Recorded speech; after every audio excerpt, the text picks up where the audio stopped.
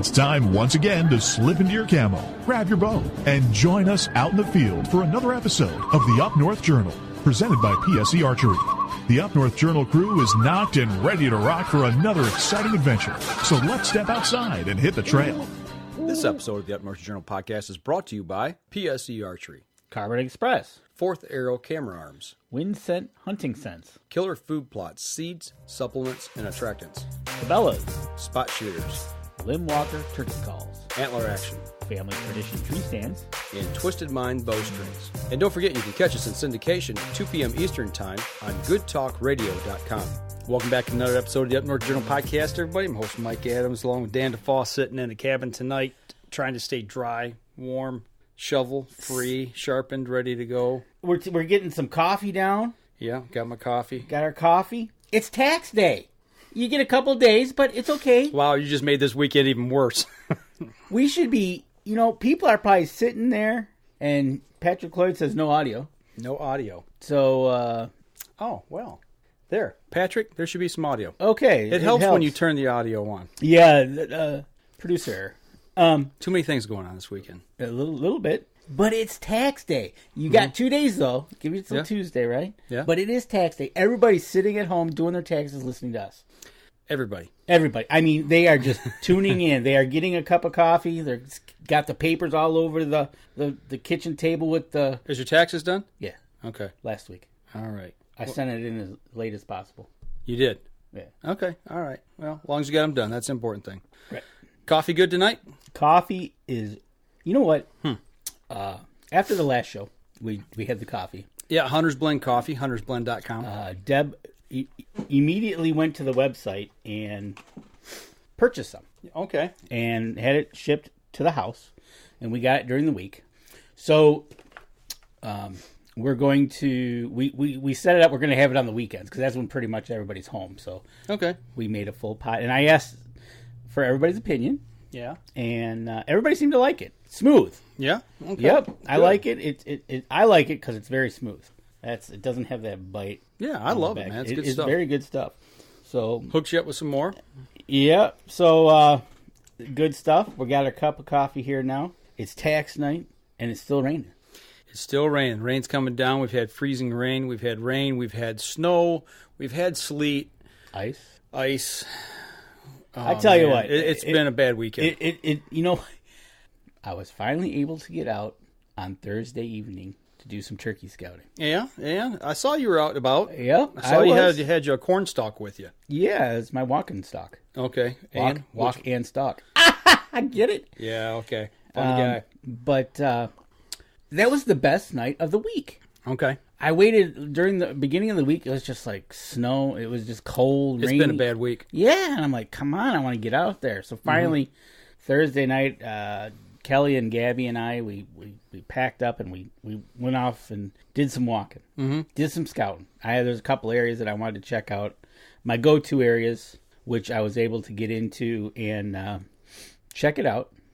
The best I could do was tracks. Mm-hmm. Which is okay because I know they're in the area anyways. Mm-hmm. I just had to verify that they're still there, right? Because they still are. So that was good.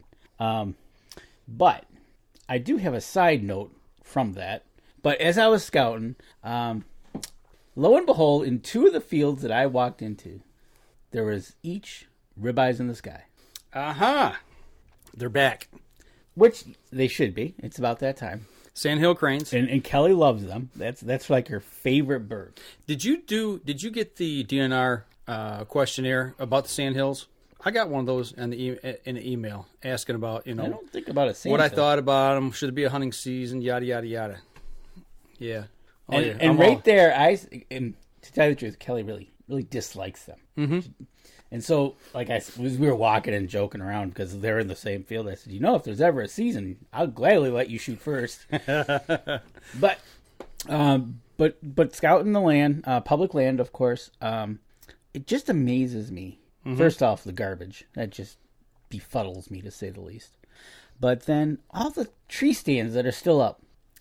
We go through this every year. It's like, really? Every year, people leave them up. Right, whatever. On state land, yeah. It's like, I'm staking my claim, and I'm going to leave it, and that's the end of it. I pointed a few out to the DNR before and say, hey, look here, and here. They go out, they pull down what they can find. Right. You really can't miss these. But as far as turkey sign, I know they're in the area. Hopefully this week I can get out, do just a little bit fine tuning. A couple other spots I want to check, but then we'll be ready to go for a week from tomorrow. Week from tomorrow. You better hope it warms up. It's supposed to warm up this week, but it's been brutal, man. It's been brutal. Down here, it's been brutal. From here, actually across the whole entire country. Yesterday, we broke the record in this area for the most snowfall ever in a year. Season. In winter season. Yeah, Flint broke the record. Yeah. Really? Yeah. They went an inch over. Or 3/4. Yeah. An inch. Maybe more than that. And are we done? That would be the question. Yeah, I don't think so. Right? It's looking like, well, I don't know. I mean, I looked at the weather report. It's supposed to be, it's actually warming up now. The ice is gone off the trees here.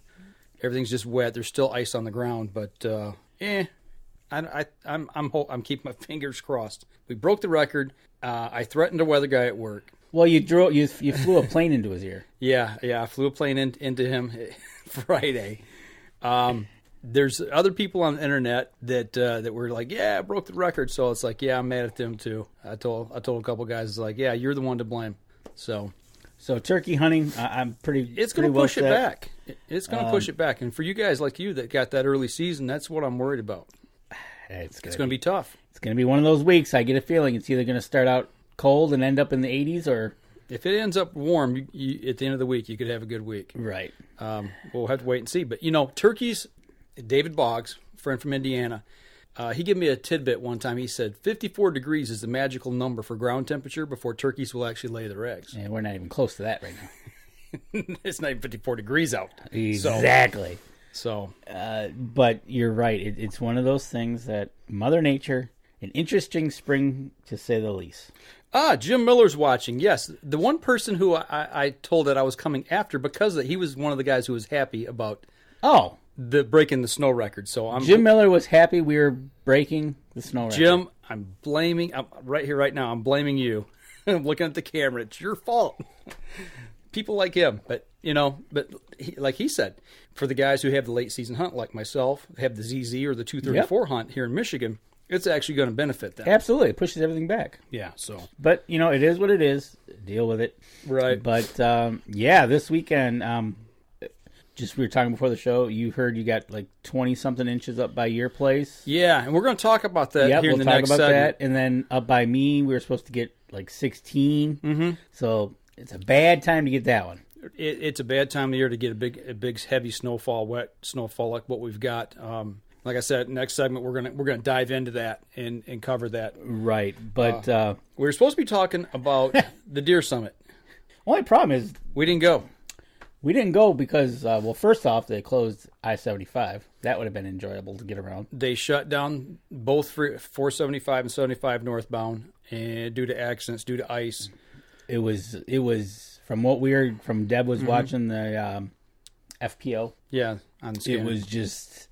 It was a nightmare. There was accidents everywhere. And I saw other people that were on the other side of the state, more east of us. Yeah. They said, look, it's an hour plus drive, and that's in good weather. Right. And for us, same. It's about an hour, a little over an hour in good weather. I wonder how many people didn't show up to the event. It sounded like they had a decent turnout from what I could tell in the pictures I saw. It sounded like it did. Sounded like it was a good time. I'm glad that it went on, and hope they had a good time. Yeah. Dr. Jim Brucker was there giving his talk, and then Wayne Sitton was there, and he gave his talk. Yep, and Charles Byram is tuning in right now. All right. And he's in Iowa, and I think he's having a little bit of this nasty weather. I saw pictures coming out of Iowa that were horrible, actually, that he posted. Hey, A.J. Regal, he's on. Billy Hoffman, he's on. He's in Ohio under a tornado warning right now. Hopefully you're not near Lima, because that's where my kid is. So, the weather's crazy. Okay, I think for the first time that I've ever, unless I haven't been paying attention, I was watching something on TV, one of the sports channels, and basically they went on a little bit of a list of postponed baseball games. Yeah. And of course, it was Minnesota, Chicago, Detroit, Cleveland. Yeah. All of them here right around the Great Lakes area, Go figure. Right? So, but this weather's been just tipsy-turvy crazy. And where's it going to take us for our deer? Well, the thing is we're going to pay for this one way or another. There's always, whatever we get, there's always the opposite somewhere later on. So we're going to have a hot summer. We're going to have a dry summer. We're going to have a weird fall. I mean, because it always averages out. Some way, shape, or form. Either we're going to be sitting here in July and August with the windows, in air conditioning, with a brown lawn that we see tumbleweeds, right? Maybe we'll put a pool in here when we sit in the pool. Right, exactly. It's like, okay, so where's it going to even out? That's always a good question. So far, the winter's been a real winter. Right. And then spring, well, we're kind of still waiting for it. Right. So, I don't know where it's going to even out, dude, but it's going to be interesting. Well, I'll tell you what, we're bumping up here on our first break. Why don't we step outside, take our first break, we come back. We want to talk about how the weather is going to affect our deer herd.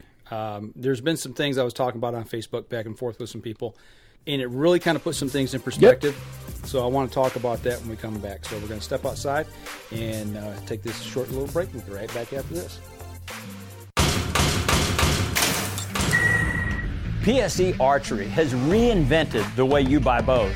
From now on, you can make the most educated decision possible by basing your bow choice specifically on your shooting needs and goals. All you need to do is ask yourself, what kind of shooter am I?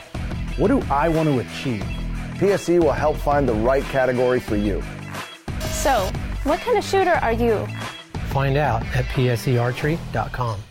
Killer Food Plots have been helping property owners for over 20 years create premier whitetail habitat. Whether replenishing your soil with their all-natural Organics Fusion pellets or planting a premier KFP food plot seed blend to help your deer rebuild their bodies through spring and summer while supplying the much-needed high energy during and after the rut, you can trust that Killer Food Plots family and their products will help your deer achieve their full potential.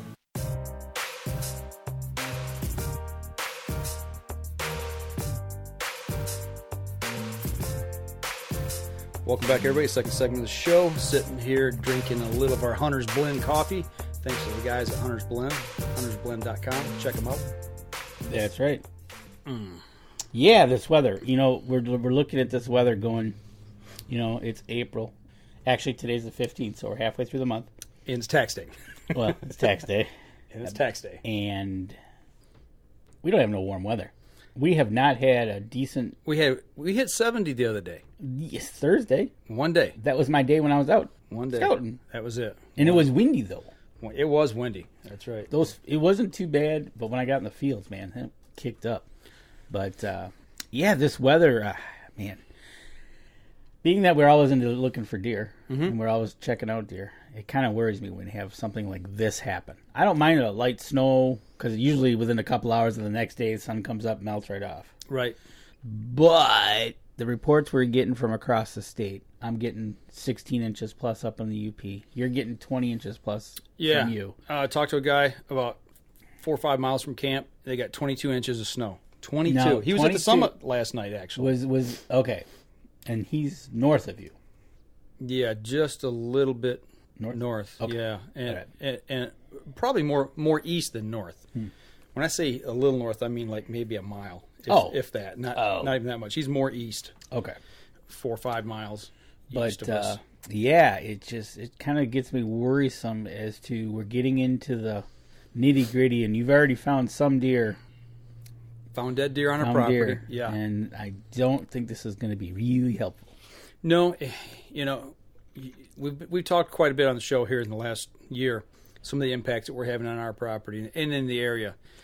And we're finding deer that are malnutrition and, you know, basically starving to death. We can see we found 3 carcasses that were just freshly killed over. Opened them up, saw what was in there rooming. And it's just not good, man. It's non-digestible food. You know, I wouldn't even call it food. It's just stuff to fill their gut. Well, it's stuff. Well, like we've talked about, and we've talked about this plenty. It's just something to make them feel full. Yeah, right. It just puts something in their gut to keep them from... Because they can't digest it. Right. It changes the chemical composition of the stomach, and it makes it undigestible. Right. Now, okay, so that's happening leading into March, middle of March, beginning of April. Okay, so we still haven't seen green up yet. So they're still trying to find food, okay? Let's dump 22 inches of snow on top of it now. How's that going to impact? It's going to hurt. And I was talking back and forth with... You were talking back and forth, and they did... You sent me a link to the DNR about this. Mm-hmm. You sent it this week. And up to this weekend, they presently, in my area, because it was coming out of the Crystal Falls DNR, up until this weekend, they were not seeing any dead deer, which was good. The deer were still willing to jump over the snowbanks. And that's a very good sign because... Got energy. Well, that and my old neighbor up there, he told me about when they had the big die-off way back in 95, 96. Right. He said he would just walk his dogs on the roads, and he would literally have to pick the deer up and throw them over the bank to get them into the woods. Okay. To me, that sounds really bad. Mm-hmm. So, but now we get this weekend. It can't be good. Well, we were talking back and forth on a forum, and I was talking with the guy who talked to me about having 22 inches of snow on the ground. And then, Wayne Sitton was at last night's event. Yep, Wayne Sitton was there. And his son is in partnership with him. They work together. And he said, here's some quick figures he said to think about. He says, if you've got 10 deer in an area, let's say you get, on your property, your number of deer that you usually see is about 10. Let's say it's maybe it's a 40-acre plot. Okay. And you're seeing about 10 deer in an area.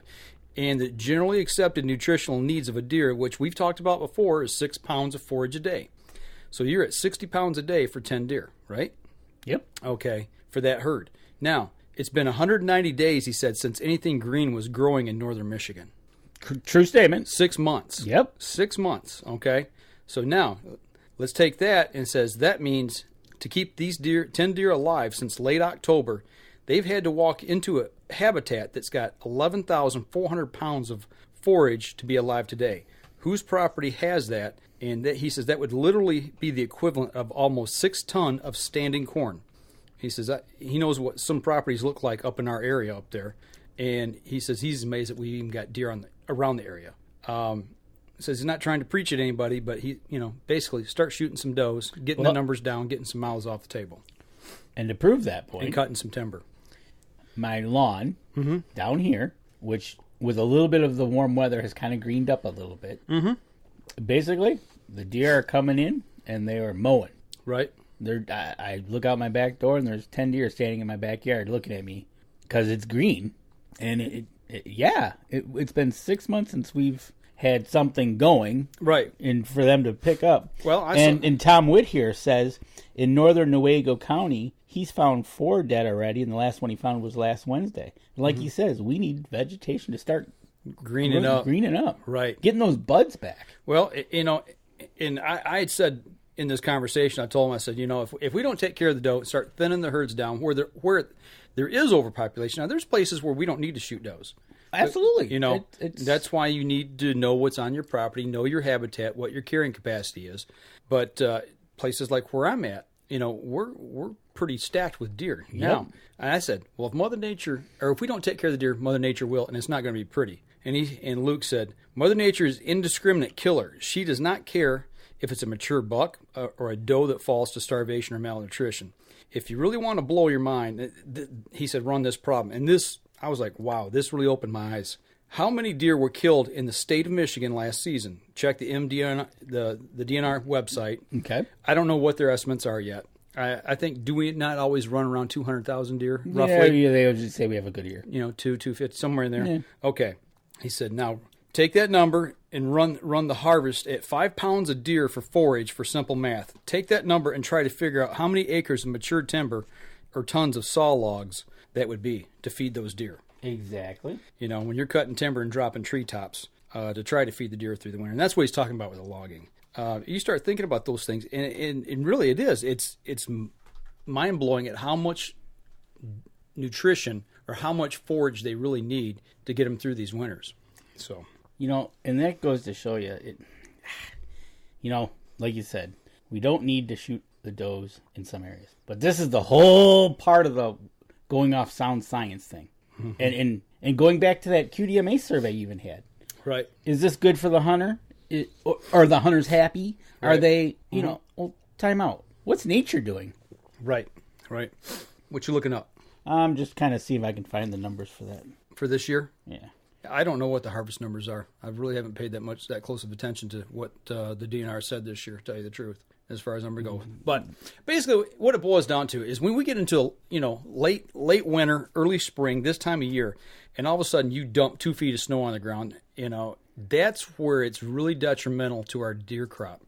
Think about the bucks who chase doe. Okay, think about where you've got buck to doe ratios that aren't right, and you got bucks chasing does for 2, maybe 3 months trying to breed them.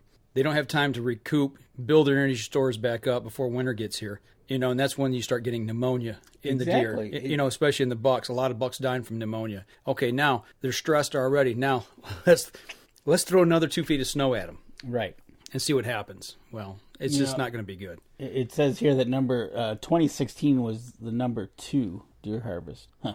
You know what? I'll be interested to know what the 2017 numbers are. And then, so we take that number. Mm-hmm. Now we throw in a bad winter. Yeah. And mortality rate of the fawns is probably going to go up. A lot of deer are going to die this week. Yep. A lot of stressed deer are going to die. It ain't no doubt about it. It's not going to be good. And right there, Jeff says, Wayne stated that the bucks are looking rough. Not good at all. Right. Yeah. So, like I said, we can either start taking care of our deer ourselves, or we can let Mother Nature do it. And that goes, and it goes back to the groups that are out there. I know some do it, but if we just go to a common using sound science, it still gets me that this commission has all these public meetings, all this stuff. And nothing gets done. And then in June, they come down to, we're going to do this, this, and this, and this. And everybody leaves that meeting shaking their head or scratching their head or just perplexed. Mm-hmm. I don't think I've ever, and I know some people that I've talked to, but I've never heard, great job, DNR. Right. Way to go, NRC. Right. It's like, more so, it's like, huh?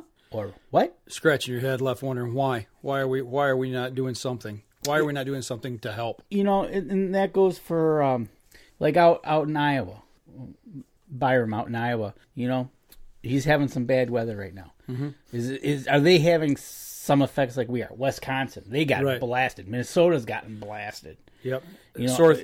South and North Dakota got blasted. I saw a cattle farm out there where the cattle were huddled together, and they look like what's the animal they chase up in Alaska?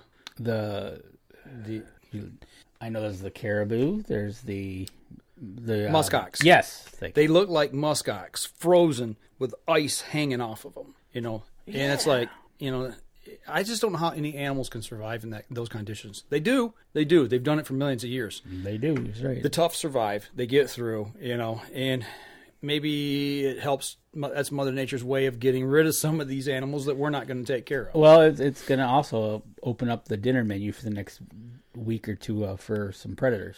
Predators going to hit the ground after the storms get done rolling through here. Their paws are going to be on the ground. They're going to be hitting it hard. They're going to hold tight, and then all of a sudden, say dinner time. Yeah, right on. So but it just amazes me. But it's not looking good. Well, I was talking with a landowner around the corner from us today. We were talking on the phone, talking about the deer browse survey, and we got into talking about the differences in camps and differences in members in camps and what people think about shooting does or not shooting does. And the majority of the people around our area don't shoot does, and it's that way at his camp. But he's trying to change it, and that's kind of what I would like to see happen is our deer co-op start to show people and open up a little bit and say, hey, this is what we're doing, and it's starting to work. We're making some impact here. This is what we're doing with logging or food plots or habitat or deer management, and starting to try to change minds. And it's going to take time. It ain't going to happen overnight. No, it's not. And some people will never change. And I always say, I brought you bearing gifts again. Mm-hmm. You did. You're not gonna be able to say, oh, that was a buck or that was a doe. Mm-mm. So it all tastes the same. Well, I think does taste a little better, especially if you get an old rutting buck that tastes a little tough and gamey. Oh, absolutely. Just like an old doe, right? Yeah. Just like an old doe. So you can always tell an old doe, especially in our area, because what they've lived on for most of their life. Tastes a little piney, a little woodsy. A little woodsy, a little cedarish. Yeah. But in the end, when I grind it up and I add pork to it and I add some spices, yeah, voila, it tastes good. Right. So, but stay tuned, huh? Right. Well, speaking of staying tuned, we're bumping up here on our next break. So why don't we step outside, take our second break. We come back. We'll continue the conversation here. We'll be right back after this. PSE Archery has always dominated the speed category. Now, the most revolutionary cam system ever to hit the market has perfected the shooting experience. Introducing PSE's Evolve Cam System, featuring extremely high let-off capabilities and the smoothest draw cycle in history. No other cam system has ever delivered this level of total comfort and total control. Experience PSE. Experience performance. Killer Food Plots have been helping property owners for over 20 years create premier whitetail habitat. Whether replenishing your soil with their all-natural Organics Fusion pellets or planting a premier KFP food plot seed blend to help your deer rebuild their bodies through spring and summer while supplying the much-needed high energy during and after the rut, you can trust that Killer Food Plots family and their products will help your deer achieve their full potential.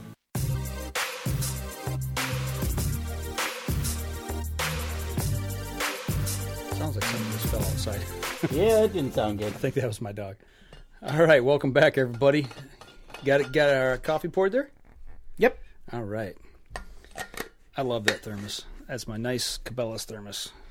Got a dent in it. Yeah, my son took this, and he takes it now and uses it for work. And he's an electrician, so it's been dropped a few times, but it's not a glass liner, so I don't have to worry about it. I've got 2 of these, and he loves them, and so do I. I mean, things are tough as nails, so. Keeps the coffee hot. Yes, it does. Most important thing. Absolutely. So, all right. So, we're back. What's going on? What are we going to talk about this segment? Good question.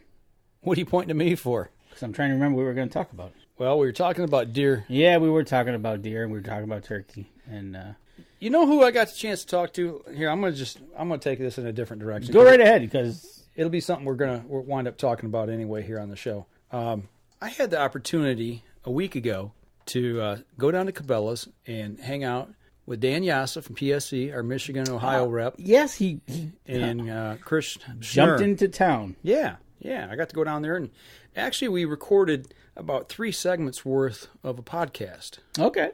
Talked about shooting paper. Ah, yes, shooting paper. Shooting paper with archery equipment. Matter of fact, Chris was I think they were at some event today. They were down in Clarkston, Michigan. Probably at the Oakland County Sportsman's Club. Oh, they had a shoot going on? I think so. That's what it looked like anyway. So, I got a chance to talk to him. How's he doing? Chris, doing good. Both of them doing good. Excellent. And they're bending my mind a little more. That's always good to bend your mind. Trying to teach me a few things. But what I'm going to do is we're going to release that as a special episode. Yep. Probably in the middle of the week, maybe this week or next week. As we're coming into spring and talking about shooting paper, shooting tournaments, shooting target archery is basically what we're talking about. Exactly, especially the indoor season is ending, and then you're going to be heading outdoors here soon. So, with that being said, that was the focus of our discussion was why would a person that's a hunter, like you and me, that really never shot target archery before, yeah, we shot some 3D. Yeah, okay. He took us down and exposed us to shooting targets last year in Ohio. Yeah, he exposed us. Yeah.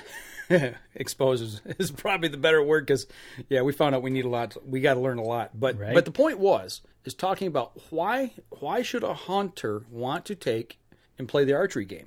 Why do you want to take it out of the woods and take it to the range, I guess, so to speak? The archery range, or target range, and go shoot at paper. Shoot at paper, or there's 3D, as well. But why the difference between the two, and talking about why you want to go do that and how that's going to apply to what you do in the field.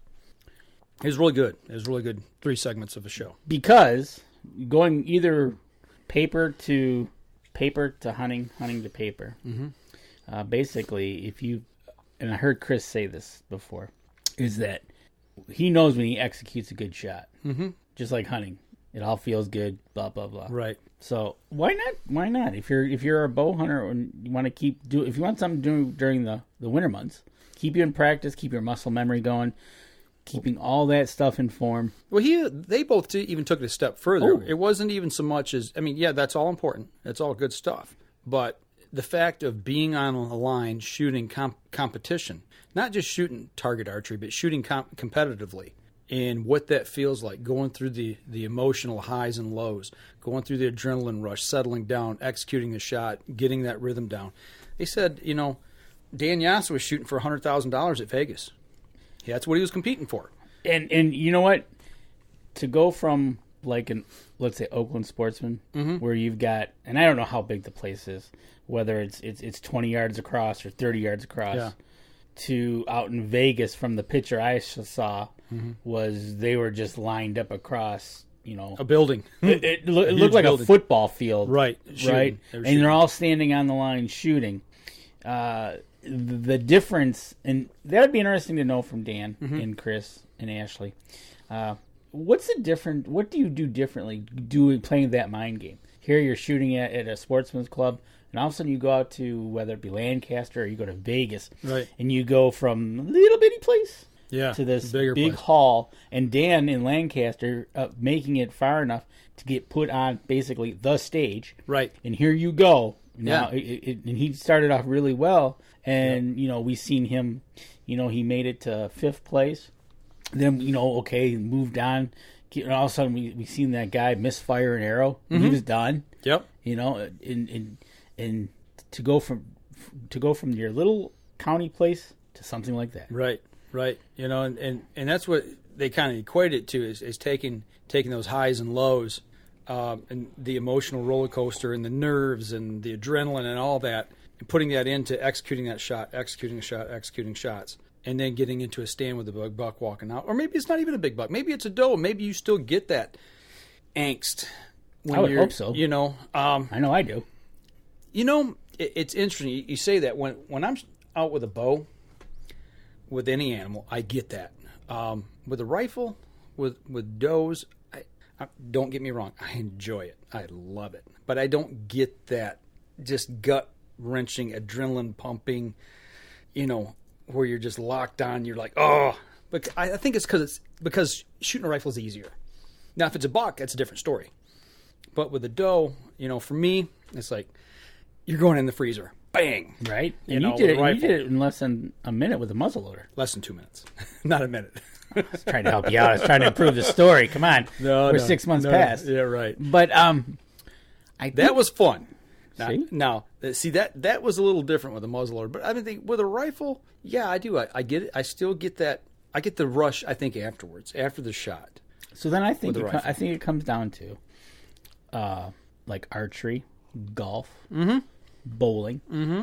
It's an individual thing. It's you against whatever you're aiming at. Going against. And then it's also you if you're going competitively against somebody. Right. Now take you or I or somebody. Mm-hmm. We shot with Dan. Yep. Not so much. But if Stephen Hansen. Mm-hmm. Stephen Hansen. Stephen Hansen. Mm-hmm. He's one of the best in the world. Right. Okay? I think I'd be... I'll watch him shoot. That'd be like shooting Goliath the buck, Right, exactly. You get up there. But what it does is, in the beginning, it's 0-0. Yeah, right. And this is from my bowling days. Anybody can be beaten at any time. That's true. And when we were doing our bowling, that's I'd go up against some of the best. Mm-hmm. But if you just gotta, and they make you better. Right. So us shooting with Dan Moore would make us better. Absolutely. Yep. And shooting competitively makes you better. Exactly. Yeah. It ups your game. I think it's an individual thing. Yeah. It's focus. It's mind. It's that individual person in you. Kind of like hunting. Right. It's you're out there, and it's up to you to execute. Execute. Yeah. So. Yep. It's amazing. So. I tell you, it's watching Dan shoot and then watching him shoot at Lancaster was just... That was cool. That was totally cool. Impressive for me to watch him. And actually to kind of say, hey, I know that guy. Right. But it would be interesting to know, did he go over that in the interviews? About the mentality side of it? Yeah, he talked about getting up on the line. So we're going to get that out here either this week or next week. I don't know exactly when. But the reason we're talking about that, we're allegedly heading into spring. I don't know. It may or may not get here. We don't know yet. But, hopefully this weather will break. Outdoor tournaments are going to start, outdoor shooting, all that together. So with that, we got a little something that we wanted to talk about tonight, and I thought that would be the appropriate time to talk about the interview I did with Dan and Chris, that we're going to release that. So look forward to that. Yeah. That's coming up. And speaking of releasing, it looks like Lincoln Roan has finally found a few minutes of free time to join us. Hey, Lincoln, what's going on? And join us. So, right. Hope he had a good event last night. Yeah, I think the Deer Summit was a success. Yep. So despite us not being there. But then no, I wish we could have been there, man. I really do. I was bummed. I was so bummed that this I couldn't Michigan make it. weather is just it's traveling was not good this past weekend, and it's supposed to get bad again tonight. So. Yeah, well, I tell you what. Why don't we go ahead? Let's take our last break. And if those of you on the live stream, hang on, give us a few seconds. We're going to step outside, take our last break. We come back. We're going to talk about some of the gear that we got that we're going to be using for this year's upcoming season. So we'll be right back after this.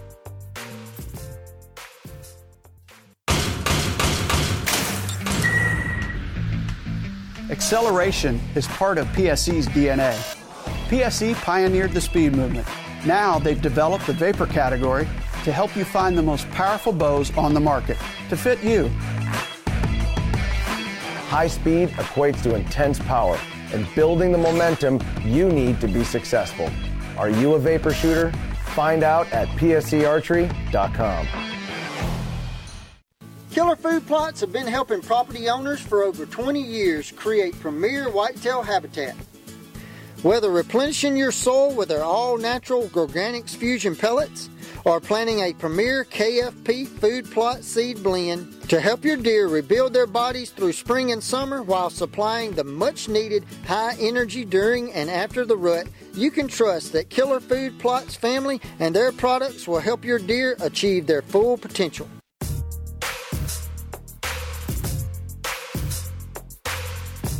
Welcome back, everybody. Last segment of the show. What you got? I'm just admiring your handiwork. You like that, don't you? I do. You like seeing your name on the screen. After working almost 30 years at a TV station, I thought it was time to start making this look like a TV show. We've put a lot of work into this in the last year. Well, I'm not going to make this look like doors, okay? We've had a lot of gremlins too. We've chased a lot of issues and problems throughout this whole system, but I think we're finally starting to get this thing shook down just a little bit. We just got one more hurdle to get over, and then we should be good to go. I think we got this set. We just need a show producer or a director. A producer would be nice, and when we have a call in, yes, that would be. We're getting there. So now we talked about. Okay, so here we are. We're coming into the spring. Switch bows. Switch boxes. That box. So like we just talked about in our last segment, we're going to be shooting some target. And PSE has sent us a bow to use. And this is one of the target bows that we're going to be using. And this is the Phenom. A big shout out to PSE. We've been working with these guys for years, and the quality of what they've got never ever ceases to amaze. And they continue to blow my mind. Yep, exactly. So there's the Phenom, and I tell you what, and I don't remember what color green that is. It's green. Well, I know, but there's like 4 million greens.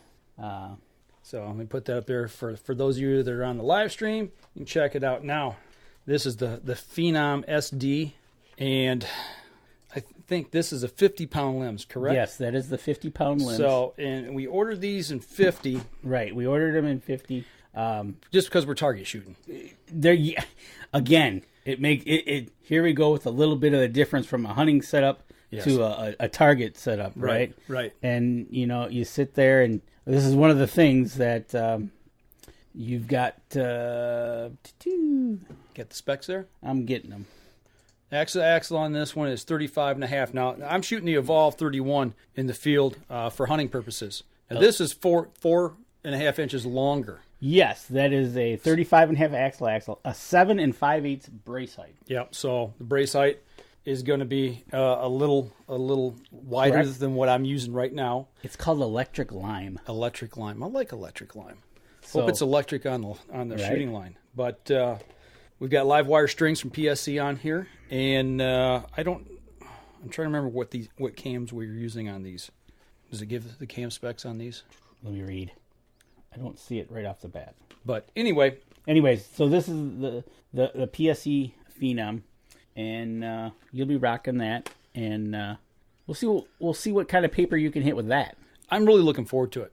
This is going to be a completely whole new style of shooting. It's a whole new setup. Carbon Express arrows that we're using for these are the... Right now, we're set up to use Maxima Reds. Reds, right, the Reds. Yep. And for our hunting setup, we're going to be using the pile drivers. You'll be using the pile drivers, and I'll be using the SD pile drivers, I think, if I remember right. I tell you what, hunting season sounds so far off, but it's not, right? No. So then your hunting setup... Hunting season is 365, dude. I know that. So with that hunting season coming up, your hunting setup... Well, my hunting setup, I'm still using the Evolve. But this is... That's the Ferocity. The PSE Ferocity. Now, what's really cool about this bow is, and the reason why they sent it to us is, this is the bow that is the top of the line. This is going to be your top of the line coming out of a big box store. So Cabela's, Bass Pro. This is going to be the top of the line for them to sell you. So we're going to be shooting that same bow. So we're not going to be shooting anything exotic or anything. It's what you can get right out of the bow, and they'll be talking about. You can get it in a package deal. Obviously, we got to put some sights on here, some stuff like that. Yep. You got the one that's in the Mossy Oak breakup country there. It's 3.5 pounds.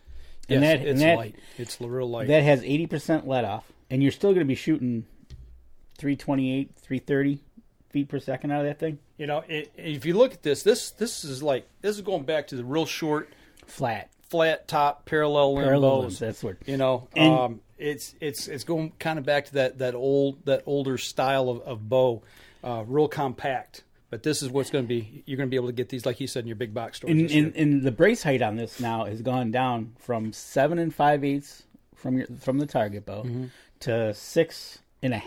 6.5. Okay. On this one. Okay. And 3.5 pounds. 3.5 pounds. And so you'll be shooting. I think we got that one's at 60 pounds.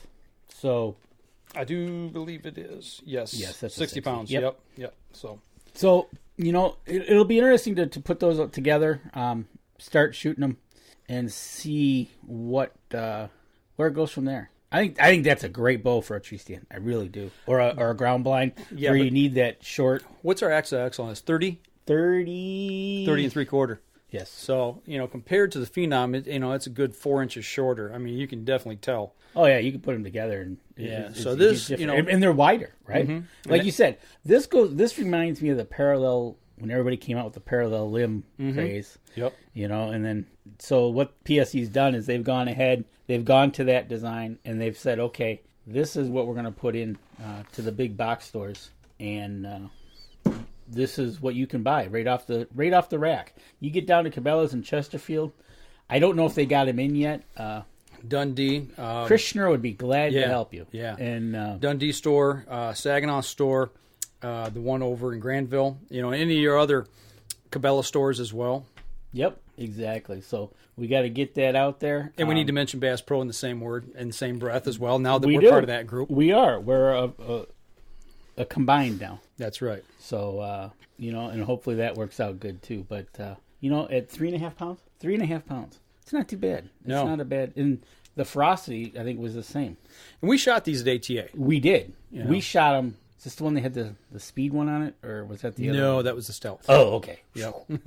That was brutal. Yep. But when you're not used to the speeds on them things, man, they're just they're really aggressive, real aggressive. But stay tuned. We're gonna get these out. We gotta get them. Obviously, we're not gonna shoot them like this. But when we do, we're gonna get out in the backyard here. We're gonna do some shooting, and we're gonna get some video on these things. And, yep. Looking forward to it. Looking forward to a good hunting season. Hopefully, we have a hunting season. Oh, we will. We might be in snow.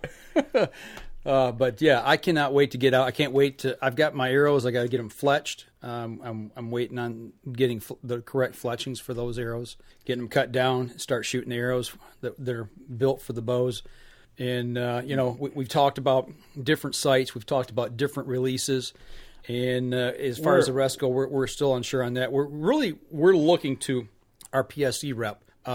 He's guiding us on the right decisions to make and where we're going to be with what gear we're going to put on them. Yep. And working with Dan is just because I know he's going to set us up good, and we're going to have to shoot like him. I can't. He's going to expect that out of us. I tell you what, watching somebody when you watch, it's like you said, bowling, archery. What was the other example? Golf. When you watch somebody that can just drive daggers. Whether it be golf and dropping the ball right on the green, right next to the pin, or guys hitting the pocket, and striking every time on bowling. It's simply amazing. And these guys get up there, and they're in like in golf, like in bowling, like in archery. Yeah, you just a little bit off, and that you missed. Right. So, but let's get out there. We got the bows are in. We can start working to get these out in the field. If it ever becomes nice weather. Right, and get to your local pro shop or to Cabela's. Frosty is going to be available at the Cabela stores, the Phenom, the Target bows. That's going to be more into your pro shops. Yep. Get out if you're interested in something like that. Don't overlook target shooting. It's something that Danny and I are going to get into this year. And, we're going to take this on and try to improve our game once we get into the woods. So. Yep, absolutely. So, anything else you got this week? I'm hoping to get out and do some turkey scouting this week. Tim Cius, Walker Game Calls. He had youth hunt last week. He said they didn't have any luck. They heard birds, but they didn't get on any. Okay, they didn't get it. Okay. But he has went in. He's got a new stealth mode. He's went in. Did you see him today? No, on Facebook. I did not. He shaved off the mustache, so he's just got the bottom part here. And I said, "Is that supposed to make you more stealth-like in the woods?" And he's like, "Absolutely." So Tim has gone stealth on us. I think their season might start tomorrow. Okay. I think. If not, it's next week. We'll definitely get an update from him, how they're doing down there. Right. We got a week out. I'll start going. Man, I really need to get out. I've been out once. I kind of know where the birds are at. Mm-hmm. Only problem I have, and because I hunt public land, is I know where they're at. Mm-hmm. It's just... Does everybody else know where they're at? Next Monday morning... Uh-huh. Okay, me and how many of my friends are going to be out there? Right. Like last year, it was me and 2, 4, 6 other people. Mm-hmm. Hey! Right. So, and, like I told the kids when we were scouting, I said, you know what? I can come out here every night this week, and I won't see one person. But Monday morning. Everybody in there. Oof. Yep. It's going to be a crowd. So, hopefully that'll change. Hopefully next week, I'll have a report on next week's show. But as for that... Let's get out there. Get out there and hit it hard. I don't have anything coming up this week that I know of. Well, you did. You finished something off because you couldn't travel. Oh, yeah. We got a few minutes. We can talk about that. Cool. You didn't travel, so you went to school. Yeah. We were supposed to be at the Deer Summit. Yep. And I was angry. I was upset because of the weather. And I thought, well, I can sit here and waste the whole day and sit here and be mad and pout about it, or I can get busy doing something, So I jumped back on my deer steward class, and I finished up the second module. So that's 2 modules down? Yep. 4 to go. Okay, 2 out of 6. Yep, so I'm third of the way through. All right. Yeah. And you passed with 100%. Yeah. It was, we're talking about buck management, antlers, talking about the antlers and how that all works and correlates to different things, and talking about antlerless deer management with the does. So...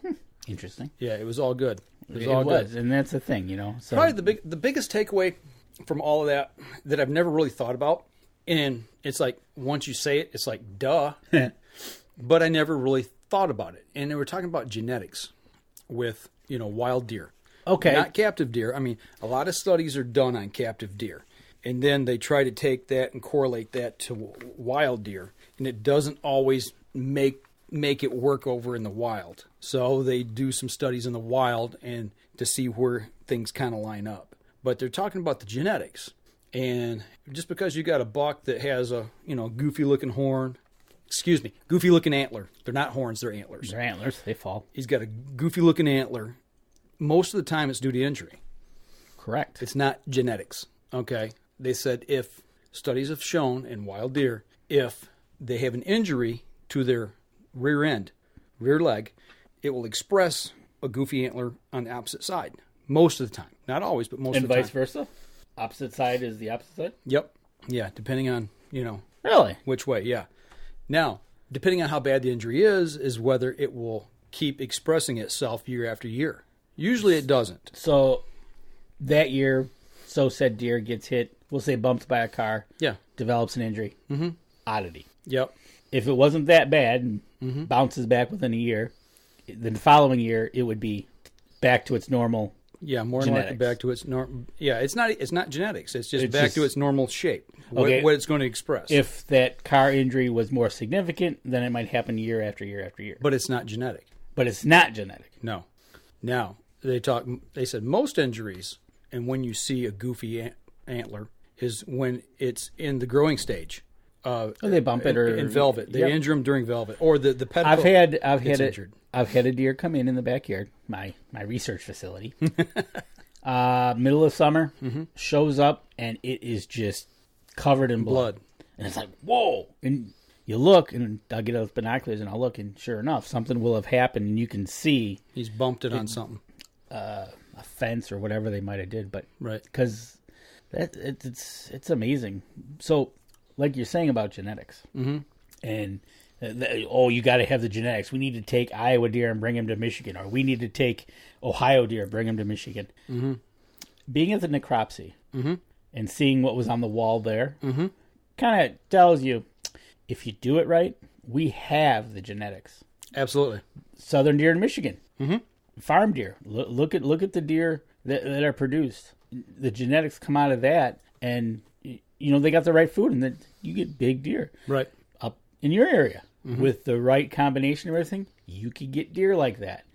Like they say in the UP, those are the only ones that get big are the really old bucks that are way deep in the swamp. Well, not so much, because if you go towards the farm belt like Menominee and that, where there's better food sources. Right. Well, you're talking about genetics. I guess the whole point that I was getting to is we talk about that buck's genetics, what he's going to express.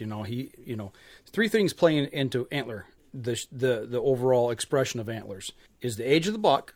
Obviously, the older they get, the more they express, the bigger the antlers, until they get to a point where they start to regress when they get old. Nutrition, which is key, and genetics. Those are the three factors determining antler structure.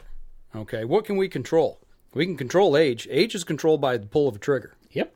That's the easiest one to control. We can manage that. And we can also manage nutrition if we've got a big enough area and manage our deer herd properly with the right habitat and food plots, what have you. And in that instance, it takes more. It takes a combination of everybody working together. Right. And they said the one thing, and like I guess the thing I'm trying to get to, that I'm still trying to get there, is the fact that when we're talking about genetics and you want to say, I want to shoot that buck because it's a call buck. It's got goofy horns. We need to get him out.